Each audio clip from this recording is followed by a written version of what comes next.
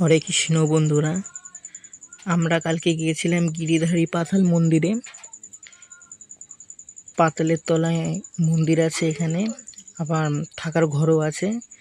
তা একজন প্রভুজি আমাদের বললেন যে তোমরা আসো, তোমাদেরকে আমাদের পাতালের নিচে যে ঘর আছে সেই ঘর তোমাদেরকে আমরা দর্শন করাবো। তারপরে যখন বড় অনুষ্ঠান হয় সেখানে যেসব বড় বড় বাসনপত্র থাকে সেসব বাসনপত্র ওখানে রাখা হয়। তাই চলো তোমাদেরকে আমি দেখাবো। তাই আমরা সবাই মিলে গিয়েছিলাম সেই পাতাল ঘরে। গিয়ে ওনাদের একটা নতুন ঘর রয়েছে, মানে এখানে যখন বড় অনুষ্ঠান হবে তখন প্রসাদ রাখা হবে। তারপরে এখানে এই যে বাসনগুলো তোমরা দেখতে পাচ্ছ, এই বাসনগুলো মানে বড় বড় যখন অনুষ্ঠান হয় সেই সময় ওখানে রাখা হয়। তারপরে ওখান থেকে নিয়ে অনুষ্ঠানের সময় রান্না বান্নাও করা হয়, আবার যখন অনুষ্ঠান হয়ে যায় তখন আবার ওখানে রাখা হয়।